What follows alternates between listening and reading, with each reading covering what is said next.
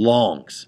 Okay, long, instead of saying int back here for some of our values, int total, I could have said long, and it would have done it as well. Okay, but I don't have to do long. We did int. Okay, there's also shorts, and then there are bytes.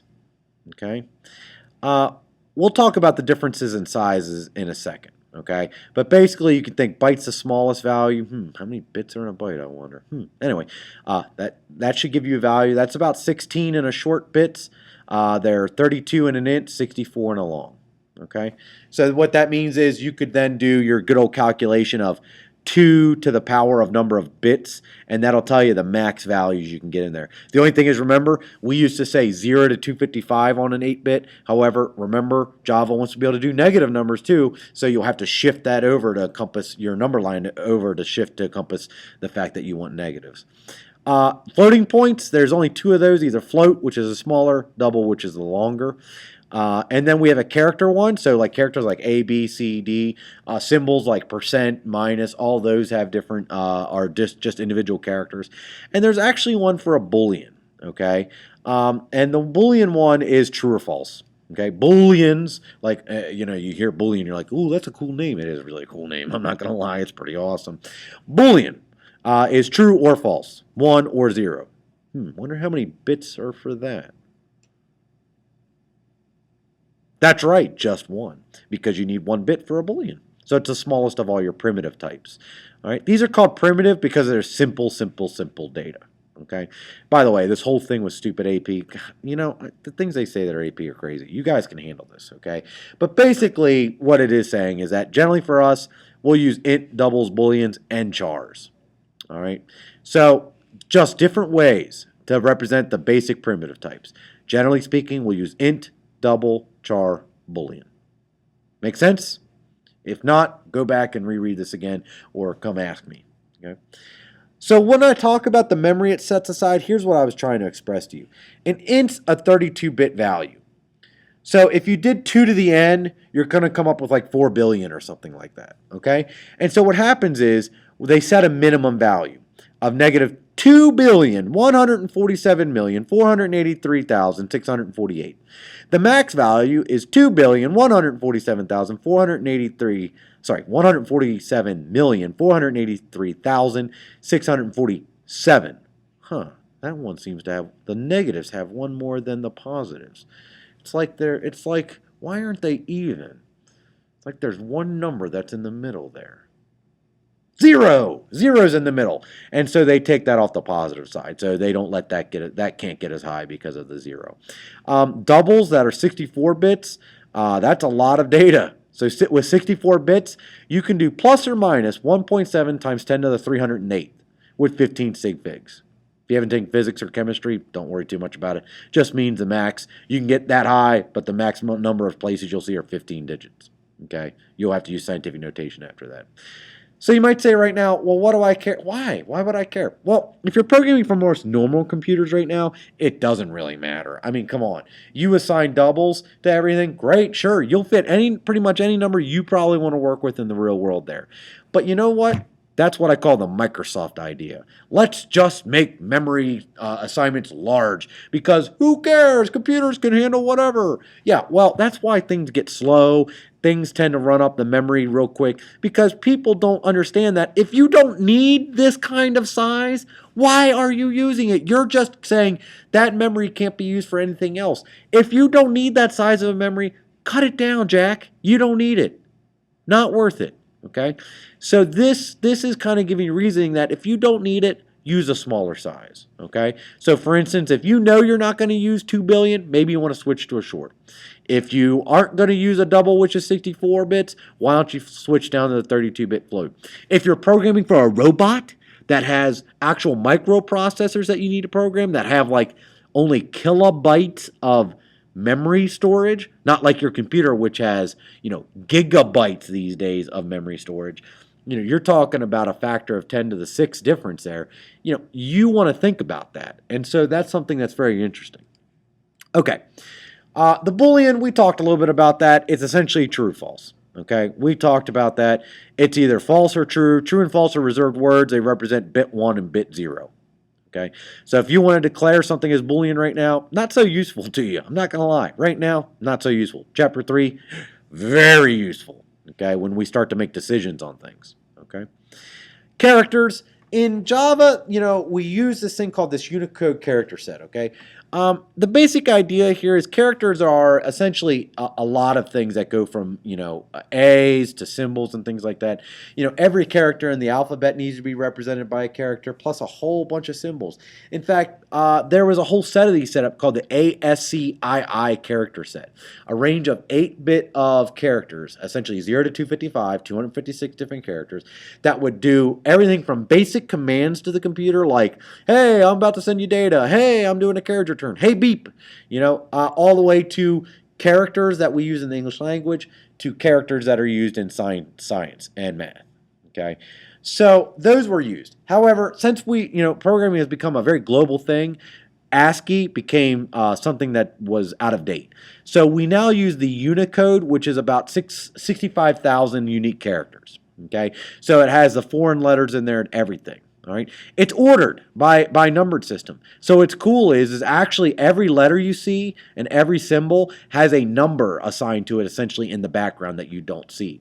All right, and we'll talk more about that. But if you go to Google the ASCII table, the first 256 characters of Unicode are set up just like the ASCII table. So if you want to get an idea of which letters come before other letters, then you could look at the ASCII table and it will tell you. And it's pretty interesting when you compare like lowercase a to capital A and things like that. And that's pretty interesting. You have to know that stuff if you want to order like a phone book of names or things like that, because characters need to get in order. Understand that when we do characters, you see how they have single quotes? Single quotes mean that's a character, literal. So when you declare a character, we usually say, single quote A, single quote money sign, single quote 7. What that is, that's setting up and saying, hey, this is a character, all right? If you actually try to declare a character and put a number in there, it's going to look up what that number is in the ASCII table, and so you may not get the letter you're actually looking for or the number you're looking for, okay? This goes a little more into it, talking about how it's ordered. The ASCII table set, which you can use at the beginning, for instance, we have capital letters, lowercase letters, punctuation, digits, specials, controls. Control characters like carriage return tab are at the beginning of the ASCII character set. Okay, if you want to kind of look that up, you can. It's really interesting. There is a website for the ASCIItable.com, and you can take a look at a lot of the ASCIIs right here. And this is exactly how Unicode looks in the first 256. So you can see up here in the basic first bits of our ASCII understanding, we had letters, numbers, symbols, things like that. You can see right on the left-hand side, this is the decimal value. So if you actually wanted decimal 90 as a character, it would give you a Z. If you said, hey, I want the character 116, that's a lowercase t. All these other things in the middle are HTML coding values of it, the hexadecimal and octal values if you were doing a different number system.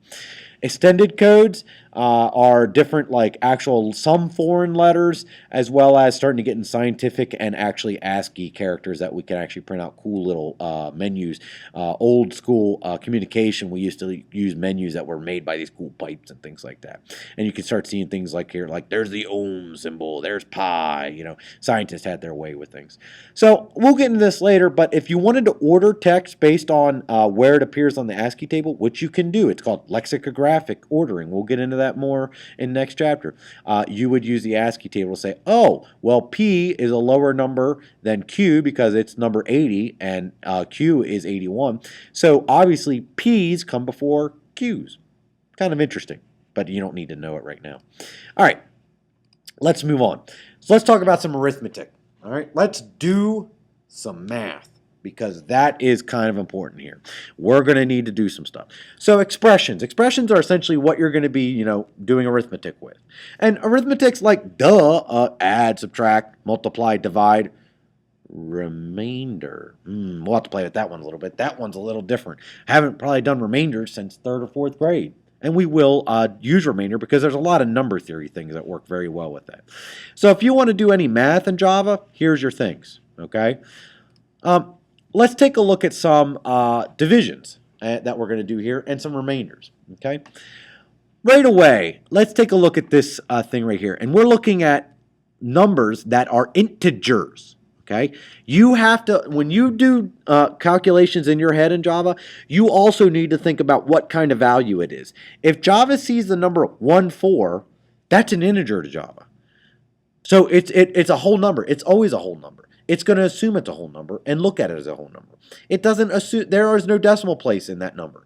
And it will never work with a decimal place on that number. So when it does 14 divided by 3, which is another integer. So it says integer, integer, integer, integer. I see two integers. When it divides, it's going to do integer division, which means this is like good old elementary school. When you did that long division, you put 3 into 14.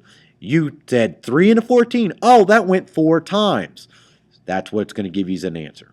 You might say, oh, but what about the extra bit? Hey, don't worry about the extra remainder. We don't do decimals. These are integers. These are integers. Sorry. That's going to just be 4. 14 divided by 3 goes 4 times. So you can even see the extreme here. 8 divided by 12 gives you 0.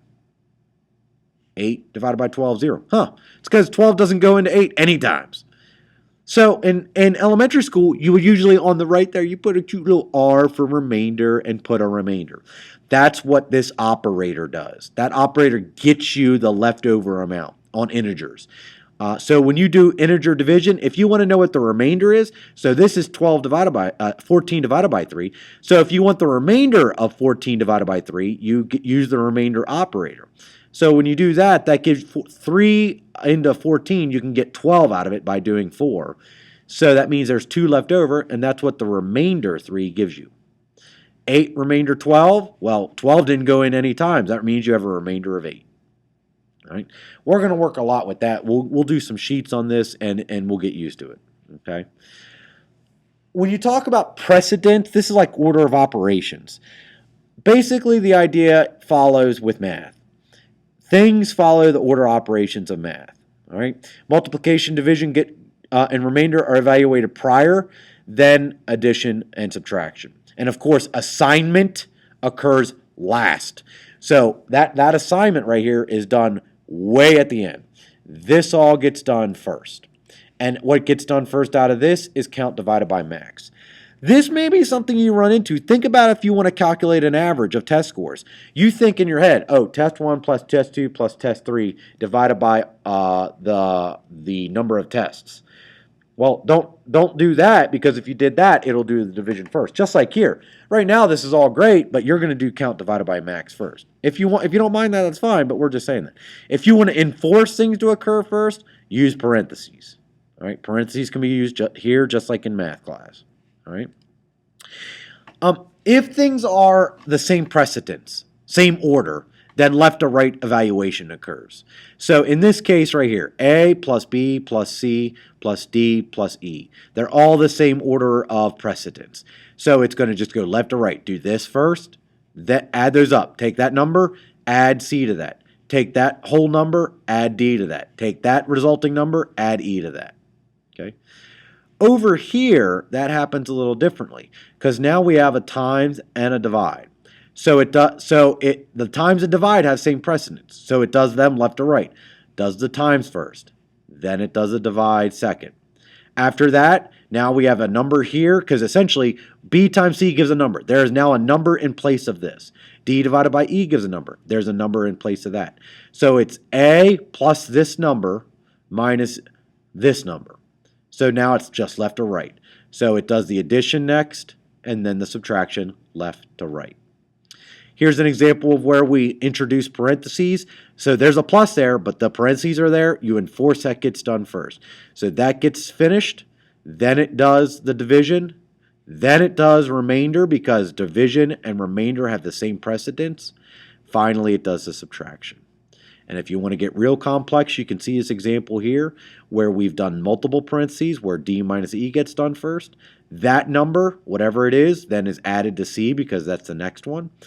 Then we have B times the resulting of that number, and then A divided by that gets done last. Even though it is the first operator, the parentheses enforce that those get done first. Okay, so it's really a rehash of math.